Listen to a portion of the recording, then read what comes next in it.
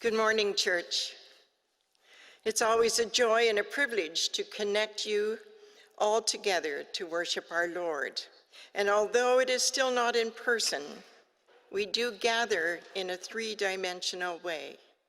You, your church, and God.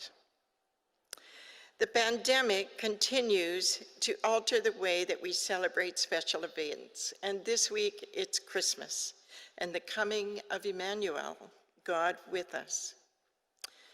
But in spite of the COVID restrictions and the challenges that we've had to face in the past, and the human losses that we are enduring together this year, it has not put a damper on our spirits.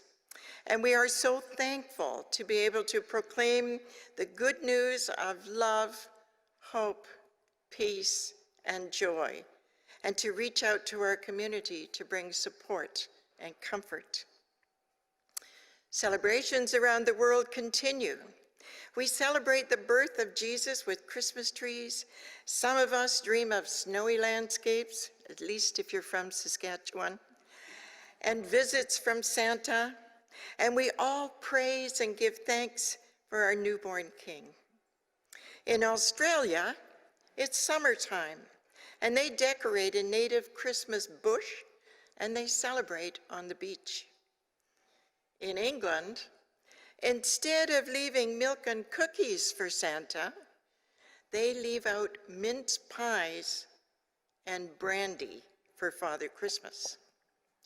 Santa, St. Nicholas, Father Christmas, whatever you call him, he has no boundaries, no matter what part of the world that he visits, when it comes to spreading holiday cheer and goodwill.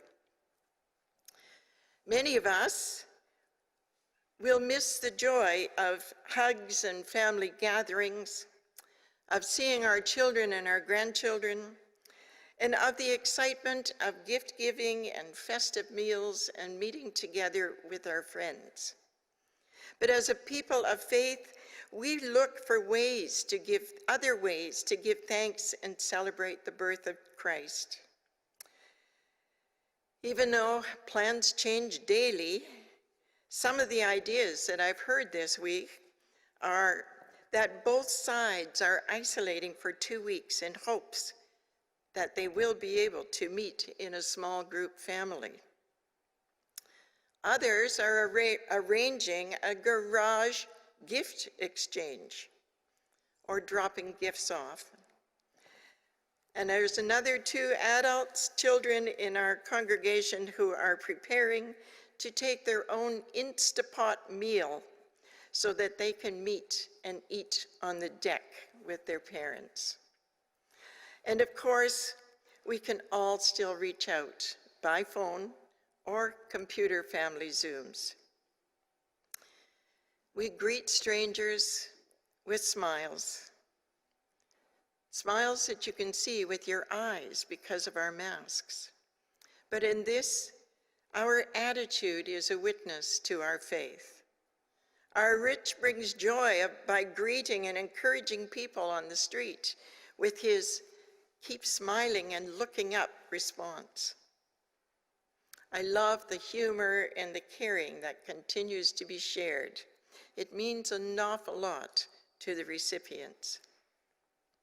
Kerr Street Mission and Jane Finch, reaching up, received a very large carload of hats and mitts and sweaters earlier this month. Great work, knitters. Sharon, Robin, Colleen, and all you other knitters that have dropped off your warm gifts and your food gifts and your dollars.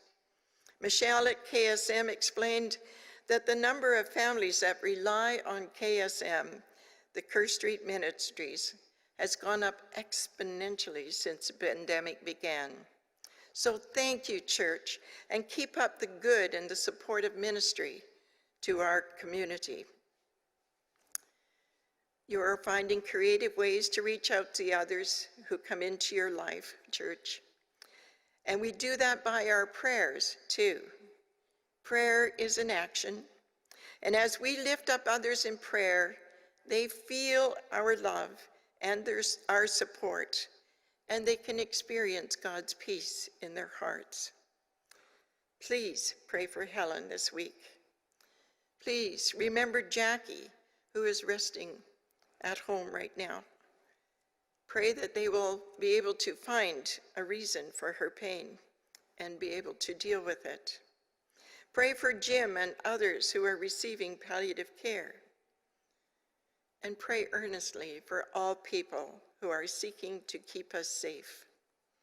And I'm going to end with a quote from Merle, who says, "Have a blessed Christmas time, however you are able to spend it." Air hugs.